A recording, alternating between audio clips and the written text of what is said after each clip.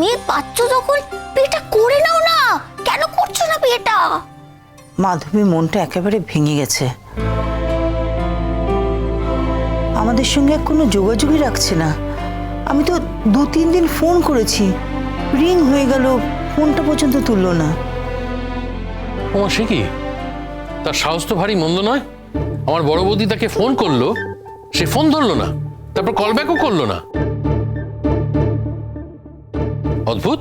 আরে যা হয়েছে আমার সঙ্গে হয়েছে, তার মধ্যে তোমরা আসছো কোথা থেকে? এই উজবুকের মতো কথা বলো না তো। তুমি তাকে অপমান করতে পারো, আর সেই অপমান তার গায়ে লাগবে না? আশ্চর্য কথা, আমি অপমানটা তাকে কোথায় করলাম? কোথায় করলাম? তাদের বাড়িতে যখন গেলাম সেখানে করলে। হ্যাঁ, আমরা তো বিয়ের কথা বলতে গিয়েছিলাম, তুমি রাজি হলে না। কি বলেছিলাম মনে আছে? হ্যাঁ, তোমাকে নাকি সন্ন্যাস নিতে হবে, বলনি? সে যা বলা সে তো আমার আর ওর মধ্যে হয়েছিল, তার মধ্যে তোমরা কোথা থেকে ঢুকছো? আর আমার বিয়ে করতে ইচ্ছে হচ্ছে না, আমি কি জোর করে বিয়ে করবো নাকি? আচ্ছা ছোটু, মাধবীর মতন একটা মেয়েকে দেখে তোমার বিয়ে করতে ইচ্ছা করে না? আমার মতো একটা অযোগ্য ছেলের হাতে ওই মেয়েটাকে তোমরা কেন তুলে দিতে চাইছো সেটা তো আমি বুঝতে পারছি না। সেটা আমরা বুঝবো, কে যোগ্য আর কে অযোগ্য সেসব নিয়ে তো তোমাকে কেউ মাথা ঘামাতে বলেনি। দেখো বাবা, তুমি আমায় ভালোবাসো, আমি তোমার ছোট ছেলে, তাই আমাকে প্রশ্রয় দাও। কিন্তু ভেতরে ভেতরে মনে মনে তো এটা জানো যে আমি তোমার সব থেকে অযোগ্য ছেলে। আমি কিচ্ছু করে উঠতে পারিনি, রোজগার পাতি আমার কিচ্ছু নেই, বাড়িতে মান সম্মান কিচ্ছু নেই।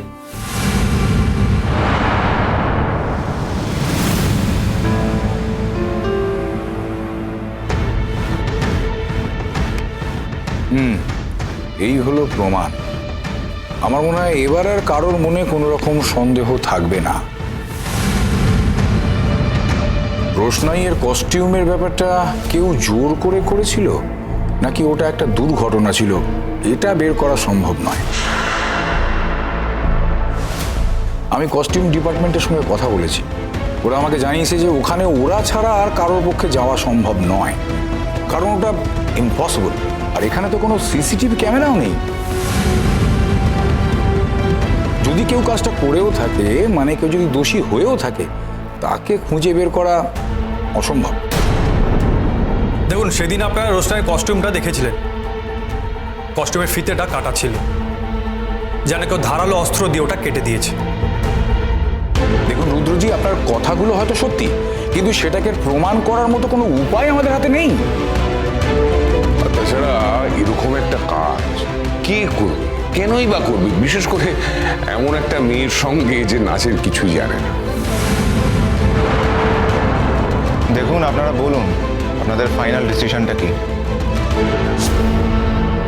দেখুন আদিত্যজি, আমাদের ব্যাপারটা তো আমরা জানিয়ে দিয়েছি, তবুও আমরা একবার আমাদের জাজেসদের সঙ্গে কথা বলতে চাইছি। না, আপনারা এই ডিসিশনটা নিন, এখানে আমাদের মতামতের কোনো দরকার নেই। দেখুন, কাল একটা কথা উঠেছিল যে রোশনাইয়ের বিরুদ্ধে কেউ ষড়যন্ত্র করছে আর ওর প্রতি ঠিক বিচার হয়নি, কিন্তু এসব করে তো ক্ষমা।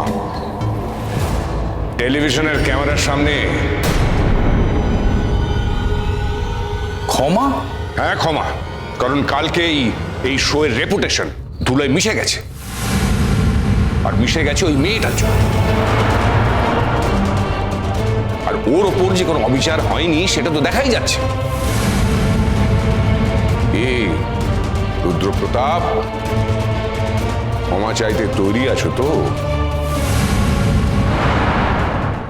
সেসব ঠিক আছে, পয়সা সকলে থাকে না ছোট, কিন্তু মনটা তো থাকে।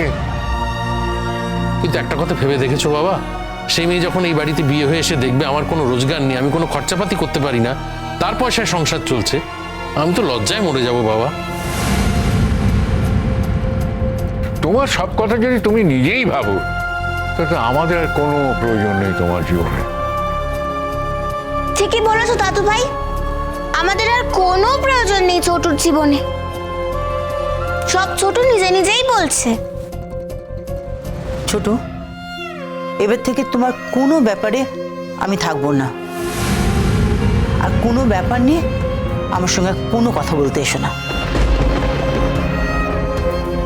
একটা ভালো মেয়ের সঙ্গে তোমার বিয়ে দিতে চেয়েছিলাম, যাকে আমি জন্ম থেকেই প্রায় চিনি। মেয়েটার কোনো লোভ নেই, কত ভালো রেজাল্ট করেছে, পড়াশোনায় কত ভালো, কত বড় চাকরি করতে পারতো, অনেক টাকা রোজগার করতে পারতো। সেই সব দিকে যায়নি, তার আদর্শ অন্যরকম। সে ছাত্রছাত্রী তৈরি করবে, তার স্কুলে চাকরি নিল, ওটাই তার আদর্শ। সেই কখনো আশা করতে পারে তাকে যে বিয়ে করবে সে তার জন্য 7 মহলা বাড়ি তৈরি করে দেবে? আরে বাড়ি না বানিয়ে দিক বাবা, একটা মিনিমাম দায়িত্ব তো পালন করবে, সেটুকু তো আশা করতেই পারে সে, নাকি? ছোটু, আচ্ছা সে কি আমার মতন বলো? সে তো রোজগার করে, দরকার পড়লে তো সে সংসারে সাহায্যও করতে পারবে। সেটা কি আমার জন্য খুব সম্মানের হবে বড় বৌদি? আরে অসম্মানে তো কিছু নেই, মেয়ে যদি নিজে থেকে রাজি হয় তোমার আপত্তি করার কি আছে? আরে তুমি যে কাজ করছো না তাও তো নয়, তোমাকে তো বলেছিলাম গ্র্যাজুয়েশনটা কমপ্লিট করো, সেটাও তুমি করলে না, কথা শুনলে না আমার। ভুল করেছি বাবা, আজ এই বয়সে এসে দাঁড়িয়ে বুঝতে পারি মস্ত বড় ভুল করেছি। তাই জন্য তো চাই না যে আমার সেই ভুলের ভাগিদার হয়ে কেউ থাকুক এ বাড়িতে, কেউ আসুক নতুন করে। রঞ্জন প্রসাদ জি, এবার আপনি আপনার সীমা ছাড়িয়ে যাচ্ছেন। সীমা ছাড়িয়ে যাচ্ছে? আর কালকে তোমরা যেটা করেছো সেটা সীমা ছাড়ানো নয়? সবার সামনে, ক্যামেরার সামনে, টেলিভিশনের সামনে সবাইকে বেইজ্জত করেছো, সেটা সীমা ছাড়ানো নয়? আমি টেলিভিশনে কিছু বলিনি, আর না রোশনাই বলেছে। ও আচ্ছা, তুমি কিছুই বলনি, তাহলে তোমার মনে করিয়ে দিই। তুমি কালকে বলনি যে রোশনাইয়ের ওই ড্রেসে কেউ কাটাছেঁড়া করেছিল, সেই জন্যে ও ঠিক করে পারফর্ম করতে পারেনি? আর যখন ক্ষমার কথা উঠছে তখন কথা ঘোরাচ্ছ রুদ্রপ্রতাপ। দেখুন, আপনাদের যদি মনে হয় যে রুদ্রপ্রতাপ আর রোশনাইয়ের জন্য আপনাদের বা আপনাদের শোয়ের কোনো ক্ষতি হয়নি, তাহলে এই মুহূর্তে আমি আর আমার ডান্সাররা এই শো ছেড়ে বেরিয়ে যাব।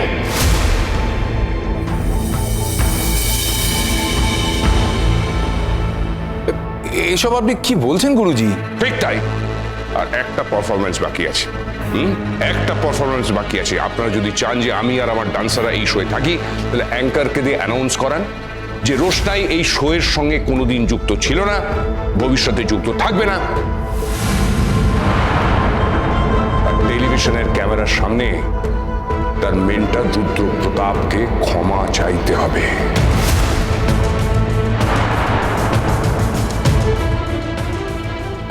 আমাদের সকলের সময় নষ্ট করার জন্যে। বলুন, এটা মানছেন কিনা? এটা আপনি কি বলছেন? ঠিকই বলছি, অন্যায় যখন করেছো তখন ক্ষমা তো চাইতেই হবে। আর রুদ্রপ্রতাপ, যার কোনো ট্যালেন্ট নেই, কিচ্ছু নেই, তাকে সামনে এগিয়ে দেওয়ার কোনো চেষ্টা করো না, ব্যর্থ হবে, ব্যর্থ হবে। এনিওয়ে, আপনারা আপনাদের ডিসিশন নিন, আমি বাইরে ওয়েট করছি।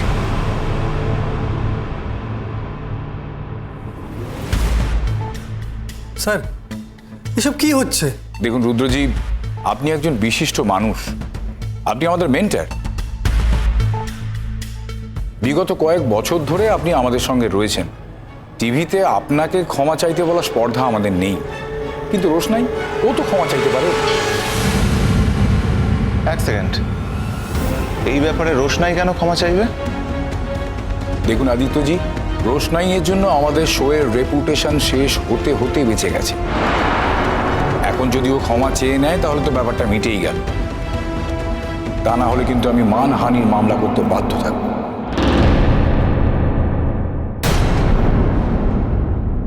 আপনি তখন থেকে যা মুখে আসছে আমাকে কিন্তু তাই বলে যাচ্ছে।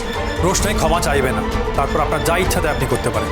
এই সবাই শোনো, এই দুজন যেন এখান থেকে কোথাও যেতে না পারে। আর এই মেয়েটা যতক্ষণ না টেলিভিশনে অন ক্যামেরা সবার সামনে ক্ষমা চাইছে, ততক্ষণ একে ছাড়বে না।